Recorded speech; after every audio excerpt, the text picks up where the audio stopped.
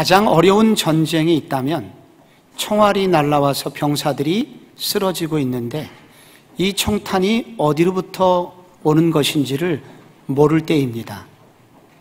빗발치는 총알 사이에 도대체 이 총탄은 어디서 날아오는 것인가? 그때 누군가 저 숲속을 향하여 동쪽에 있는 숲속입니다. 그러면 비로소 전쟁이 이제 제대로 치러지게 될 것입니다. 환자들이 제일 어려울 때는 분명히 몸은 아픈데 이곳저곳이 분명히 아픈데 도대체 병명이 무엇인지 병의 근원이 무엇인지 알지 못할 때입니다. 이런 것들이 장기화되게 되면 자포자기하게 되고 결국 폐인이 됩니다. 신앙생활을 하는 성도들도 마찬가지입니다. 신앙생활 중에 여러 가지 어려운 일을 만납니다. 내 신앙이 안 좋은 징조들이 이곳저곳 보입니다. 내 속에 무기력이 찾아옵니다. 그런데 왜 이렇게 되었는지 도대체 원인이 무엇인지 알지 못하게 될 때 성도들은 길을 잃어버리게 됩니다. 바로 창세기 34장의 야곱의 모습이 그러하였습니다. 하란으로부터 돌아왔습니다. 세겜에서 정착하였습니다. 10년 동안 가나안 땅 살이를 하였는데 어느 날 갑자기 사랑하는 외동딸이 성적인 아픔을 당했습니다. 세겜으로 놀러갔다가 그곳 추장으로부터 몹쓸 짓을 당하게 된 것이죠.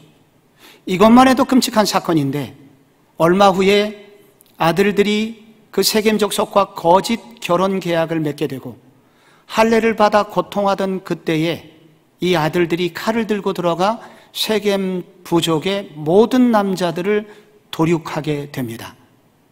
이 끔찍한 살인과 약탈이 진행이 되고 그 결과 주변에 있는 다른 부족들이 연대하여 이 야곱의 족속을 멸하기를 꾀하게 됩니다. 이제 야곱은 꼼짝없이 죽음의 위기를 만나게 되는 상황이었습니다. 그때 분노한 이 야곱이 아들들을 향하여 이렇게 꾸짖죠. 내가 왜 이 지역에 악취를 풍겼느냐? 그때 창세기 34장 31절 마지막 절에 아들들이 대꾸합니다. 그가 우리 누이를 창녀같이 대우함이 옳으니까 아버지로서의 모든 권위가 상실된 상태를 보게 됩니다. 그리고 이 질문에 대하여 야곱이 답을 하지 못해요. 무엇이 옳고 무엇이 그르고 그리고 지금 우리는 어디로 가야 되는지 답변을 못합니다. 야곱은 길을 잃어버리게 된 것입니다. 그는 성도로서의 길을 잃어버리게 되었고 아버지로서의 길을 잃어버리게 되었고 그리고 세상 속에서 어떻게 살아내야 되는지 사명도 잃어버리게 되었습니다. 코로나19는 우리 모두에게 그런 야곱에게 하나님께서는 이렇게 말씀하시죠. 오늘 1절 말씀에 일어나 베델로 올라가라. 그때 무슨 일이 생기냐면 5절 말씀에 보니까 하나님이 그 사면 고울들을 크게 두려워하게 하여서 결국 이 야곱이 안전하게 세겜을 떠나 베델로 올라가게 되며 그 결과 야곱과 그의 가족은 새로운 인생을 살게 되었다는 이야기가 나옵니다. 코로나19 때문에 많은 분들이 길을 잃어버리고 있습니다. 무엇보다 자영업자들이 더 이상은 버티기 힘들어서 이제는 앞으로 뭐 먹고 살아야 되나?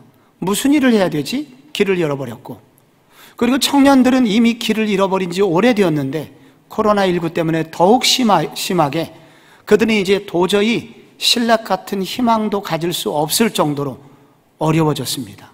길을 잃어버리게 된 것입니다. 환자들의 경우도 이제 코로나 검사를 맞지 아니하면 수술을 받을 수 없고 그리고 환자를 돌보는 보호자들도 병원에 자유롭게 들어갈 수 없게 됨으로써 단절이 생기게 되었고 그래서 그들이 적절히 치료를 받지 못하든지 혹은 보호를 받지 못함으로 인해서 많은 분들이 세상을 떠나게 되고 요즘은 화장터에 자리가 없어서 화장을 하지 못할 정도로 많은 분들이 어려움을 당하고 있습니다. 그런데 이러한 시기에 교회도 길을 잃어버렸습니다.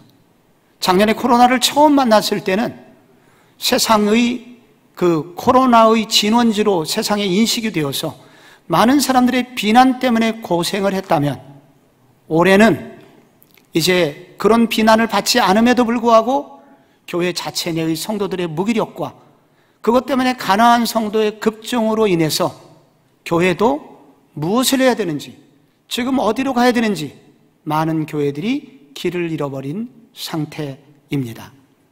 마치 우리 모두가 창세기 34장의 야곱의 상황을 우리가 만난 것 같습니다. 그런데 오늘 하나님께서 야곱에게 베델로 올라가라고 말씀하셨고, 베델로 올라갔을 때 이 모든 문제를 해결해 주신 것을, 우리가 이 말씀을 하나님 우리에게 주신 이유는 우리도 베델로 올라갈 때, 베델로 올라가려고 결심할 때 하나님이 우리에게 길이 되어 주시겠다고 약속하시는 그 내용이 들어있는 것입니다. 우리 모두는 베델로 올라가야 합니다. 베델로 올라가라는 하나님의 말씀은 도대체 무슨 의미일까요?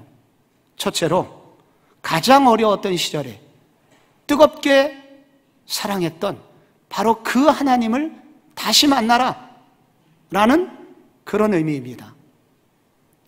이 지도를 보게 되면은 이 세겜과 베델, 이 세겜이 북쪽에 있습니다. 저 북쪽 하란으로부터 야곱이 일가족을 데리고 내려오다가 세겜에서 멈추었습니다. 세겜에서 베델까지는 40km 전후가 됩니다. 그런데 베델까지 가지 아니하고 야곱은 세겜에서 멈추었습니다.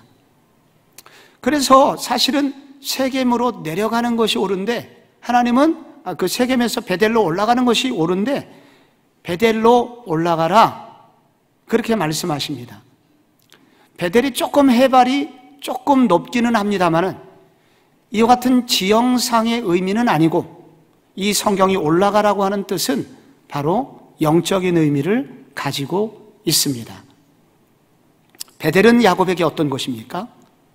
창세기 28장에 보면은 야곱이 30년 전에 그렇게 거짓된 계략으로 장자권을 얻으려고 했다가 형에게 살해의 위협을 받고, 그리고 도피하던 중에 처음으로 노숙을 하던 그 땅 루스에 있을 때 하나님이 임재하셨죠. 그때 28장 20절에 감격한 야곱이 하나님 앞에 서원 기도를 드렸습니다. 야곱이 서원하여 이르되, 하나님이 나와 함께 계셔서 내가 가는 이 길에서 나를 지키시고 먹을 떡과 입을 옷을 주시어 내가 평안히 아버지 집으로 돌아가게 하시오면 여호와께서 나의 하나님이 되실 것이요 내가 기둥으로 세운 이 돌이 하나님의 집이 될 것이요 하나님께서 내게 주신 모든 것에서 10분의 1을 내가 반드시 하나님께 드리겠나이다 하였더라. 이 돌을 하나님의 집이 되게 하겠다. 그래서 이 벳엘은, 벳이 집입니다. 엘은 하나님이고, 그래서 그 장소의 이름을 베델, 하나님의 집이라고 그렇게 지은 것이죠. 그리고 10분의 1을 드리겠다, 이곳에서 예배를 드리면서 헌신하겠다고 서원 기도를 합니다. 그 전까지 야곱은 하나님을 인격적으로 만나지는 못했습니다. 전통적으로 하나님에 대해서 들어오긴 했지만은 그는 하나님을 개인적으로 그렇게 영접하지 못했습니다. 그런데 그 베델에서 처음으로 그 가난하고 무일푼이었고 아무것도 없었던 그때 하나님의 임재가 있었고, 그때 야곱도 반응하여 그 뜨겁게 하나님을 만나게 된 장소가 베델입니다. 그 결과 야곱은 무사히 하란까지 가게 됐고 20년 동안 거부가 될 수 있었고, 그리고 가나안 땅에 안전히 돌아올 수 있었던 것입니다. 그래서 이 베델은 야곱에게 처음 은혜 받은 자리, 가장 가난한 마음으로 뜨겁게 하나님을 만났던 자리, 그게 바로 야곱에게 베델이었고, 하나님과 신앙 언약을 맺었던, 서원 기도를 했던 그런 장소, 그것이 베델이었습니다. 근데 오늘 1절을 읽어보면은 우리를 난감하게 하는 표현이 나옵니다. 하나님이 야곱에게 이르시되 일어나 베델로 올라가서 거기 거주하며 내가 내 형 에서의 낯을 피하여 도망하던 때에 내게 나타난 하나님께 거기서 제단을 쌓으라. 하나님이 말씀하시는데 그때 내게 나타났던 하나님께 가서 제단을 쌓으라. 이렇게 말씀하시는 겁니다. 앞에 하나님은 누구시고 뒤에 나오는 하나님은 누구실까요? 이 두 하나님은 다른 하나님일까요? 앞에는 엘로힘, 뒤에는 엘. 약간 단어가 다르지만 이 두 원어는 차이가 없습니다. 그런데 왜 하나님께서는 전혀 다른 하나님께서 또 다른 하나님을 소개하시는 것처럼 이렇게 말씀하실까요? 저는 30년 전에 대학생이었습니다. 그런데 지금은 담임 목사예요. 30년 전의 저나 지금의 저는 같은 사람이지만 그러나 30년 전의 저와 지금의 저는 여러 면에서 다릅니다. 여기 계신 권사님 40년, 50년 전에는 새댁이셨습니다. 지금은 할머니가 되셨죠. 같은 분이시지만 지금은 달라지신 거예요. 하나님이 왜 이런 표현을 성경에 기록하게 하셨는가? 그것은 30년 전 야곱이 가난했던 시절에 순수한 열정으로 뜨겁게 그때 하나님을 섬겼었는데 그때 하나님은 참 행복하셨다는 것입니다. 네가 그때 에서의 낯을 피하여 나한테 제단을 쌓던 그때 하나님, 그때의 나는 참 행복했었다. 그런데 내가 다 약속을 지키고 네가 세겜으로 그렇게 돌아왔을 때 부자가 되었고 영적으로 나태해지고 그래서 나를 뒷방 늙은이 취급하고 있는 지금의 나, 지금의 하나님은 참으로 불행하다. 야곱아, 30년 전 베델 들판에서 네가 그렇게 뜨겁게 나를 예배하던 그 시절이 그립구나. 네가 좀 그 시절로 돌아왔으면 좋겠다. 그 뜨거운 예배자, 그 뜨거운 열정을 가지고 사랑을 고백했던 그때의 그 자리로 좀 돌아올 수 없겠니? 나도 그때의 하나님이고 싶다 라고 말씀하고 계십니다. 베델에 올라가서 제단을 쌓으라 그러십니다. 예배를 드리라는 말씀이시죠. 그런데 세겜에서도 예배를 드렸습니다. 세겜에서의 예배와 베델에서의 예배는 무슨 차이가 있나요? 세겜은 번잡한 도시였습니다. 우리는 34장에서 이 디나가 세겜의 화려함 속으로 들어갔다가 큰 아픔을 당한 것을 들었고 그 이유를 우리는 한번 연구를 한 적이 있습니다. 그곳은 타락할 대로 타락한 화려함이 있었지만은 하나님께 미움받을 만한 세상 문화가 너무나 발달된 곳이었습니다. 그래서 세겜에서 예배를 드렸지만은 야곱은 예배를 드리고 난 이후에 많은 약속이 있었다는 것입니다. 즐길 수 있는 다른 대안들이 너무나 많이 있었다는 거예요.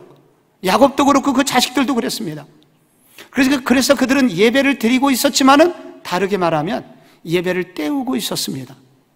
기도를 안 드린 건 아니었지만 기도를 때우고 있었습니다. 그러다 보니까 예배와 기도는 형식이 되었고 형식이 되자 결국 그들은 종교인으로 전락해버리고 말았던 것입니다. 야곱아, 너는 베델에 올라와서 제단을 쌓아라. 그것은 나는 이제 더 이상 형식적인 제사를 원하는 게 아니야. 네가 뜨거운 마음으로 순수한 마음으로 그렇게 드리던 그날로 돌아와 달라는 것입니다. 한때 네가 예배를 드리면은 나의 모든 것을 다 드려도 아깝지 않습니다. 그렇게 말하던 그 뜨거운 헌신이 있었던 그 예배의 자리로 돌아와라. 한 번 기도를 드리면 한밤이 다 지나가도 시간이 모자랄 정도로 그렇게 뜨겁게 기도했던 그 기도의 자리로 돌아와라. 주님, 내 인생을 다 드려도 아깝지 않습니다. 주님 나라 위해서 이렇게 드리고 싶습니다. 이렇게 헌신을 했던 그 뜨겁게 나를 바라보았던 그 눈빛과 그 고백과 그 사랑의 표현들이 있었던 그때의 베델로 돌아와라 라고 주님이 말씀하고 계신 것입니다. 그런데 이 야곱뿐만 아니라 야곱의 후손들, 이스라엘 족속들도 어려운 시절에는 하나님을 이렇게 뜨겁게 예배했지만은, 그러나 평안의 때만 오면은 그들은 어느새 세상 사람이 되었고, 그리고 어느새 종교인이 되었습니다. 그때마다 하나님은 선지자들을 보내셨고, 그래서 그들을 다시 일깨우셨는데 주제는 똑같습니다. 요즘 우리는 새벽마다 예레미야라는 책을 묵상하고 있는데, 그 당시에 이제 BC 600년 전후한 유다라는 나라는 이제 곧 바벨론의 포로가 될 운명에 처해져 있었습니다. 무너져가는 조국을 향하여 예레미야가 눈물로 그 시대를 향하여 그렇게 소리를 쳤는데, 핵심이 뭐냐? 예레미야 2장 2절에 이렇게 예레미야의 설교가 나옵니다. 내가 너를 위하여 내 청년의 때의 인애와 내 신혼 때의 사랑을 기억하노니 곧 씨 뿌리지 못하는 땅 그 광야에서 나를 따랐습니다. 너희들의 살 길은 한 가지다. 내 청년의 때의 인애, 헤세드, 변함없는 사랑이죠. 그리고 네 신혼 때의 사랑, 그건 언제를 말할까요? 이스라엘 백성들이 출애굽을 하면서 광야에서 아무것도, 집도 절도 없고 농사도 지을 수 없고, 그러한 시기 오직 하나님만 바라봤을 때 40년 광야 기간에 양식이 떨어지지 않고 발에 신발이 없었지만, 그러나 그들의 발이 부르지 아니하였던 그때의 뜨거웠던 하나님과 이스라엘 백성들의 그 신혼의 그 뜨거운 사랑, 그때로 돌아오지 않으면 너희들은 바벨론 포로가 돼야 돼, 너희들 베델로 돌아와야 돼 라고 하나님은 동일하게 말씀을 하고 계셨던 것입니다. 최근에 차이를 뛰어넘는 그리스도인이라는 한 권의 책을 읽었습니다.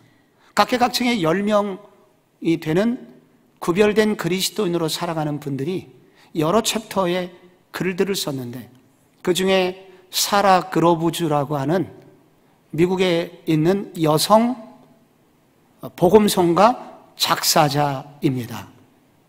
이분이 유명한 곡들을 많이 지어서 한국의 고영원처럼 미국에서 그렇게 유명하신 분입니다.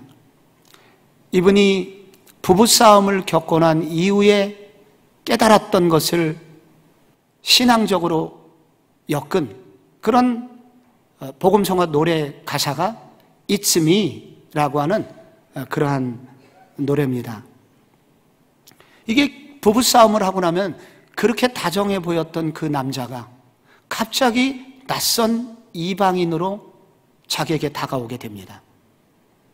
그렇게 사랑을 고백했던 그 착한 남자와 상처를 이렇게 주는 말을 오가고 나면 이 여자는 이제 부엌에서 섬이 되어 그렇게 쓸쓸하게 시간을 보내게 되던 바로 그때, 그가 깨달았던 노래를 이렇게 그는 기록을 했습니다.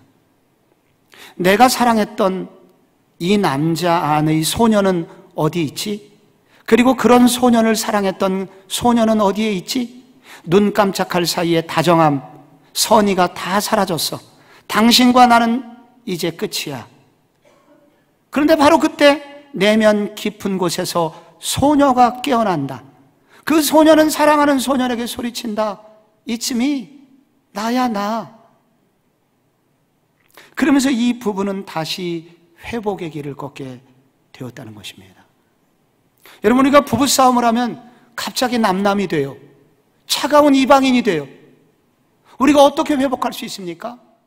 지금의 모습이 아니라 예전에 그렇게 아무것도 없었던 시절에 순수하게 그렇게 사랑했던 그때의 청년 나, 그리고 처녀 너, 이 둘이 만나게 될 때, 그때 그 둘은 회복의 시간을 갖게 됩니다. 주님께서 우리 모든 성도들에게 이것을 도전하고 있는 것입니다. 우리도 어느새 이 세상을 살아다 보니 하나님이 낯설고 그리스도인으로 살아가는 것이 낯설고, 그래서 신앙생활 자체가 낯설을 때가 있습니다. 그때 우리가 회복해야 되는 것은 베델로 돌아가는 것입니다. 바로 그때의 하나님에게로 돌아가는 것입니다. 내가 뜨겁게 사랑했던 그 시절의 하나님에게로. 그때 주님은 우리에게 말씀하십니다. 이쯤이 그래 바로 그게 나였어, 나야 나 하면서 우리 주님도 우리를 반갑게 맞이해 주신다는 것입니다. 우리가 돌아가야 될 베델이 있습니다. 뜨겁게 기도했던 기도의 자리. 앉으면 기도가 되나요? 기도줄이 잡혀야 기도하지. 기도줄이 금방 잡히나요? 일정 기간 헌신해야 기도줄이 잡히게 되죠. 다시 기도줄을 잡고 뜨겁게 기도했던 그 자리로 돌아와라. 여러분, 우리가 영상 예배를 드리던 처음 1년 반 전에는 눈물이 있었습니다. 이 어려운 시절에 예배 드릴 수 없는 현실 속에서 그래도 이렇게라도 예배를 드리게 하시니 감사합니다. 그래서 뜨겁게 예배를 드렸는데 어느 날부터 이제 예배를 교회를 와서 드릴 수 있음에도 불구하고 우리는 편리함이라는 우상 앞에 무릎을 꿇게 되었죠. 그래서 예배는 상품이 되게 되고 하나님이 나를 이끄시는 것이 아니라 나는 언제든지 하나님을 내가 선택할 수 있다고 생각하면서 들로 산으로 놀러 가면서 언제든지 휴대폰을 켜서 클릭만 하면 하나님을 만날 수 있다고 생각하는 신앙이 소비자화돼 버린, 상품이 되어버린 세속화가 가득 들어찬 이 창세기 34장의 야곱의 모습을 우리가 보게 됩니다. 그런 성도들을 향하여 하나님이 도전하시는 것입니다. 베델로 돌아와야 돼. 우리가 있을 곳은 그곳이 아니야. 우리가 드려야 될 예배의 장소는 베델이야 하면서 우리 주님께서 우리를 향하여 도전하시는 것입니다. 여러분, 영상으로 예배를 드리고 계십니까? 잘하고 계십니다. 그것만도 좋지만 혹시 여러분 중에서 이 영상 예배가 내 신앙을 변질시키고 있다고, 세속화시키고 있다고 성령께서 말씀하시거든 빨리 접으시고 예배당으로 돌아오시길 바랍니다. 이곳이 우리의 베델이기 때문입니다. 이곳에서만 진실한 하나님과의 교제가 가능하기 때문이고 이곳에서만 진정한 생명력이 나오기 때문입니다. 가장 가난했던 시절, 가장 뜨겁게 사랑했던 그 하나님을 다시 만나라 라고 도전하고 계십니다. 길을 잃어버렸을 때 주님이 베델로 올라가라 라고 말씀하셨을 때 두 번째 의미는 나의 가치, 나의 존귀함은 오직 하나님과의 관계 회복에서 나온다는 것을 알려주고 계십니다. 하나님, 야곱이 그 아들들을 불렀습니다. 하나님이 나한테 이렇게 말씀하셨다. 그러면서 2절에 자기 집안 사람과 함께한 모든 자에게 이르되 너희 중에 있는 이방 신상을 버리고 자신을 정결하게 하고 너희 의복을 바꿔 입어라. 우리가 일어나 베델로 올라가자. 내 환난 날에 내게 응답하시며 내가 가는 길에서 나와 함께 하신 하나님께 내가 거기서 제단을 쌓으려 하노라 하매.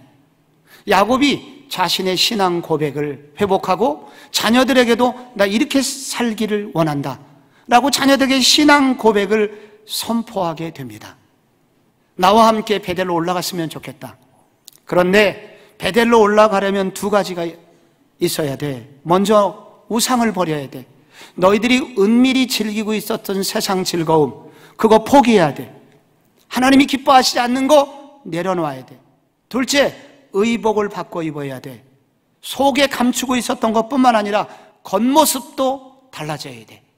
너희들이 겉과 속이 달라지려는 그런 결심으로 나와 함께 베델로 올라가자 라고 아버지 야곱이 제안을 합니다.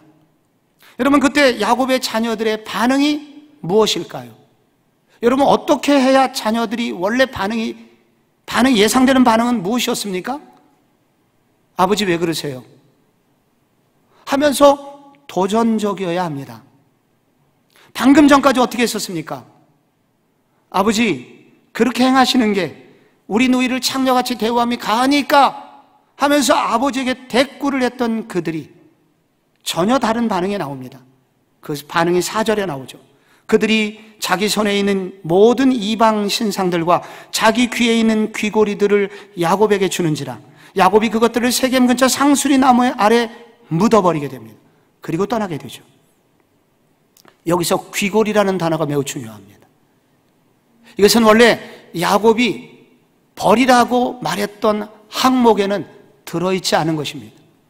그런데 이것을 왜 가지고 왔을까요? 여기 자녀들의 자발적인 순종이 나옵니다. 아버지께서 말씀하지 않았지만은 이런 귀고리들도 하나님이 싫어하실 거야. 그 아버지가 말씀하시는 내면의 깊은 그 소리를 듣게 된 것입니다. 여기 아버지의 권위가 회복되고 있습니다. 아버지의 존귀함이 회복되고, 그리고 아버지라는 믿는 아버지로서의 정체성이 회복되고 있습니다. 우리는 아버지가 한번 이런 결심을 하게 되면 어떤 태도가 나올까? 이상하게 볼지도 몰라 라는 염려가 있습니다. 믿음으로 한번 살아보겠다. 우리 아버지들이 이렇게 결심하려고 할 때 이렇게 뒤에서 들리는 소리가 있습니다. 아버지 왜 그러세요? 살던 대로 사세요. 그리고 부인이 그렇게 말합니다. 여보, 사람이 갑자기 변하면 죽는데 당신 왜 그래? 그냥 그대로 살던 대로 살아. 이렇게 예상되는 질문들이 있습니다. 그러나 실상은 무엇입니까? 반대입니다. 아버지가 하나님 앞에 바로 서고자 할 때, 아버지가 하나님 앞에 하나님의 뜻대로 살고자 결심했을 때 무슨 일이 생깁니까? 하나님은 아버지의 권위를 회복시켜 주시고, 그리고 아버지가 아버지 되도록 아버지의 존귀함을 다 회복시켜 주셨던 것입니다. 여러분, 다윗이 하나님과 깊이 교제하던 시절에 골리앗을 보아도 두렵지 않았습니다. 그리고 사울이 추격을 해와도 그는 그때 용기를 잃어버리지 않았습니다. 그런데 다윗이 모든 고난을 이기고 부자가 되었고 왕이 되었고, 그리고 왕궁에서 평안히 거하던 어느 날 그는 밧세바라는 여자와 간음을 행하게 되었고, 그 사건 이후에 다윗 근처에 적들이 생기기 시작합니다. 그 적들 중에는 심지어 자기의 아들들이 있었고, 그 중에 압살롬이라고 하는 아들은 사람들을 모아서 반역을 일으켜서 그 압살롬이 그 왕궁으로 쳐들어 들어오는 그때에 준비가 안 된 다윗은 맨발로 감람산을 울면서 올라가는 시편의 기록이 나오고 있습니다. 여러분, 왜 이런 일이 생긴 것일까요? 이 예전의 다윗과 지금의 다윗은 어떤 차이가 있는 것일까요? 가난했던 시절 왕이 되기 이전에 다윗에게는 베델이 있었습니다. 그러나 그가 베델을 잃어버렸을 때 그 이후에 여러분, 이게 도전자가 생기게 됩니다. 다윗을 우습게 여기는 사람들이 생기기 시작하고, 그 중에 자기의 가족들 안에서도 다윗을 우습게 보게 되었던 것입니다. 하나님은 때때로 우리에게, 우리의 영적인 우리에게 누군가 우리를 어렵게 하는 사람을 두시게 됩니다. 그것은 바로 베델로 돌아오라는 사인입니다. 우리를 어렵게 하는 사람, 우리를 아프게 하는 사람을 만나게 됩니다. 그것은 때로 영적인 문제일 수 있습니다. 우리를 돌아보라는 것입니다. 너의 베델은 온전하냐? 라고 주님이 묻고 계신 것입니다. 오늘 우리 주님께서 우리가 베델로 돌아가고자 할 때, 우리가 베델의 앞에 서고자 결심할 때, 하나님께서는 우리의 가치를 높여주시고 우리의 존귀함도 회복시켜 주심을 약속하고 있습니다. 베델로 돌아가기를 결단하시기를 바랍니다. 우리 모두 베델로 올라가라는 이것은 어떤 의미일까요? 마지막으로 순종하는 공동체에게 영권을 회복시켜 주심으로 사명을 감당하도록 도와주신다는 의미가 들어 있습니다.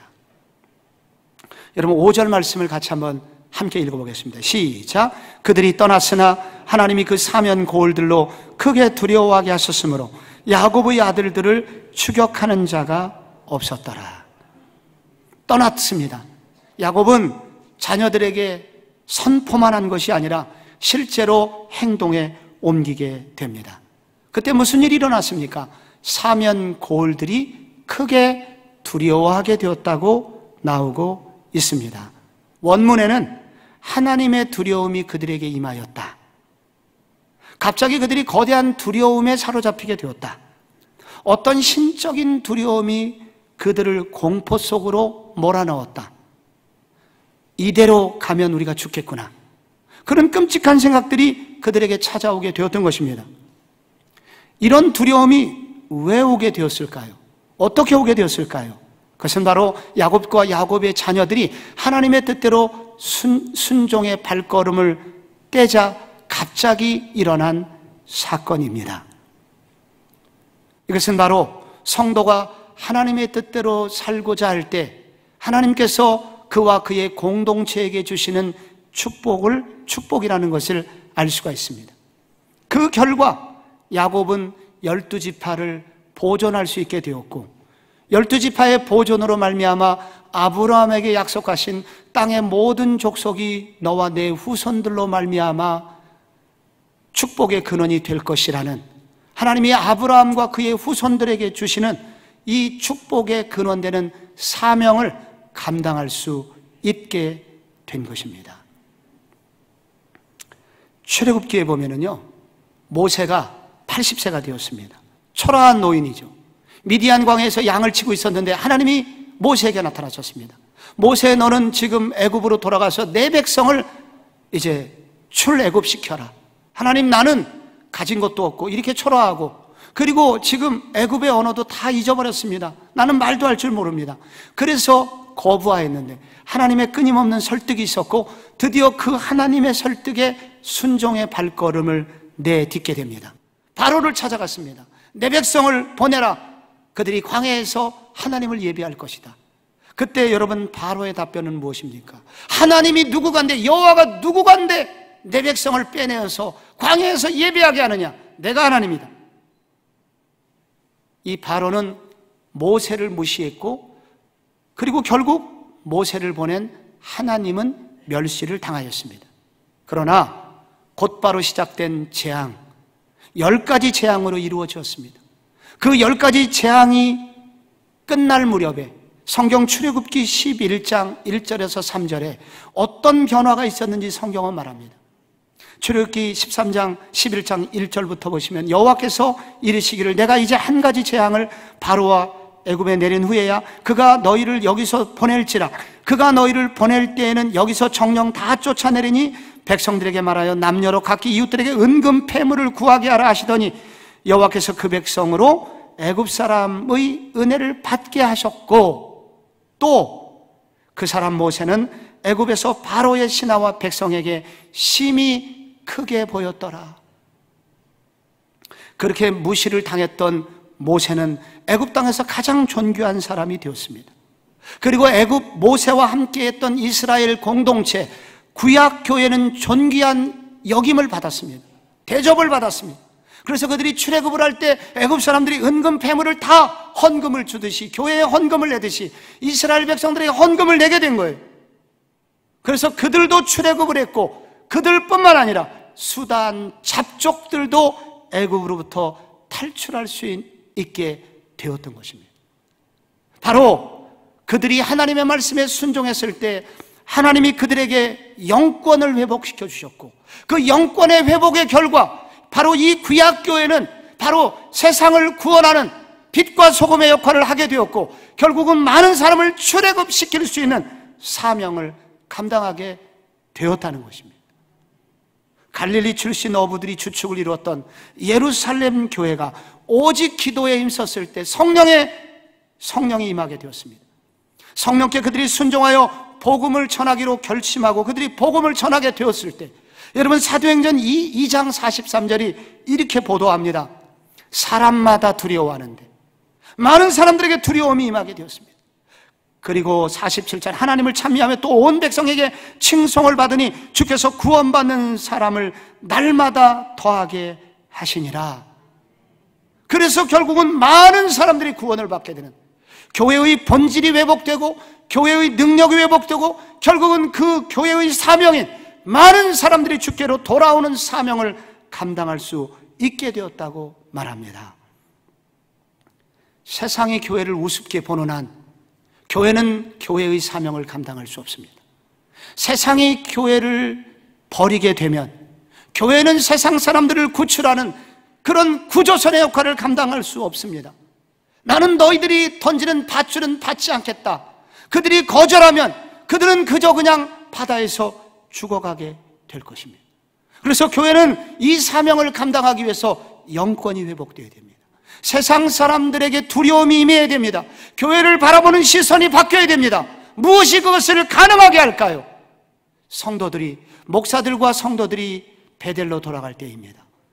그 뜨거웠던 그 시절, 오직 하나님만을 사랑하겠다는 그 심정으로 나의 기도의 자리, 예배의 자리를 회복하고자 할 때 하나님은 세상에 거대한 두려움을 주시고 결국은 교회는 교회의 사명을 감당할 수 있게 된다는 것입니다. 16세기에 1519년에 독일에서 마르틴 루터의 종교개혁이 일어났습니다. 그때 몇십 년 후에 영국에서, 스코틀랜드에서 존 낙스라고 하는 사람에 의해서 영국의 종교개혁이 일어나게 됩니다. 이 사람도 캐톨릭의 신부였습니다. 그런데 어느 날 어거스틴의 책을 주석을 읽다 보니까 면죄부를 받는다고 해서 죄가 사해지는 것이 아니라 오직 예수 그리스도께서 흘리신 피 흘림의 그 보혈의 의미를 깨닫고 하나님을, 예수님께서 준비해 놓으신 의를 내가 받아들일 때, 믿음으로 받아들일 때만 의로워질 수 있구나, 이신칭의의 복음을 깨닫게 됩니다. 그는 캐톨릭에 대항을 하게 되었고 이신칭의의 복음을 전하게 되어 많은 스코틀랜드에 있는 사람들이 구원받게 되었고 함께 구원의 감격을 회복하게 되었습니다. 그러나 그때 대주교는 그를 죽이겠다고 날마다 협박을 하였습니다. 실제로 19개월 동안에 노예로 끌려가서 노예선에서 노를 저었던 아픔을 갖고 돌아왔지만 그는 계속 포기하지 않고 이 복음을 전했습니다. 대주교가 그에게 편지를 보냅니다. 네가 만일 앞으로 교회에서 캐톨릭 교회를 비판하는 설교를 하면 너는 곧 밤에 죽게 될 것이다. 그때 낙스가 답신을 보냅니다. 내가 주님의 영광을 위하여 산다면 주님께서 내 생명의 피난처가 되실 것이요, 나는 이 복음을 전하는 일을 중단할 수 없소. 여러분, 16세기 중반에 영국은 메리라는 그런 여왕이 다스리고 있었는데 얼마나 사람을 많이 죽였는지 그의 별명이 피의 메리였습니다. 그런데 메리 여왕이 이렇게 고백을 했습니다. 프랑스의 모든 군대보다도 존 넉스 한 사람 때문에 나는 두렵다. 프랑스의 모든 군대보다도 존 넉스를 나는 더 두려워한다 라고 그녀는 고백을 하였습니다. 그때 스코틀랜드 교회는 부흥했습니다. 영적 대각성이 일어나서 많은 영혼들이 주께로 돌아오게 되었던 것입니다. 이 시대의 이 모습 이대로는 우리 교회의 사명을 감당할 수 없습니다. 세상에서 밟혀서는 사명을 감당할 수 없습니다. 교회를 바라보는 시선이 바뀌어야 됩니다. 세상이 교회를 두려워해야 됩니다. 무엇이 가능하게 합니까? 저와 여러분이 베델로 돌아가면 가능하다고 말씀하고 계십니다. 재미기포 강동만 씨가 눈이 펑펑 오는 겨울날 사냥개 2마리를 이끌고 로키산맥에 험준한 산으로 사냥을 하러 갔습니다. 그런데 어떤 동물의 발자국이 있었고 사냥개 2마리를 풀자 사냥개가 쏜살같이 달려가서 어떤 소나무 밑에서 지저대고 있었습니다. 늦게 도착한 강동만 씨가 소나무 위를 올려다보고 심장마비에 걸릴 정도로 놀랐습니다. 황소만한 호랑이가 밑을 내려다보고 있었기 때문입니다. 순간 방해사가 당겨졌고 호랑이를 잡게 되었습니다. 그런데 호랑이를 잡은 이후에 이분에게 영적인 각성이 왔습니다. 개들은 원래 호랑이를 보면은 오줌을 지리면서 주저앉게 됩니다. 근데 우리 2마리 사냥개는 어떻게 저 호랑이가 위에서 내려다보고 있는데도 불구하고 그 하늘을 향하여 소나무를 향하여 지저댈 수 있었나? 그것은 바로 주인을 향한 신뢰감이라는 사실을 깨닫게 됩니다. 나를 얼마나 믿었기에 이 개들이 호랑이를 보고도 짖을 수 있었단 말인가? 나는 그렇다면 나는 나를 사랑하시는 하나님 때문에 세상을 이렇게 대항하고 있는가? 이 세상의 공격에도 불구하고 나는 믿음을 지키면서 세상을 두려워하지 않고 살아가고 있는가? 하면서 가슴을 치면서 영적인 각성의 시간을 가졌다고 합니다. 사랑하는 성도 여러분, 길을 잃어버리셨습니까? 세상이 두려우십니까? 하나님을 두려워하면 세상이 두렵지 않을 것입니다. 하나님을 어떻게 두려워할 수 있습니까? 베델로 올라가야 될 줄로 믿습니다. 그 기도의 자리, 예배의 자리, 그 베델의 자리로 모두 돌아가시는 축복의 한 주간이 되시기를 축복합니다.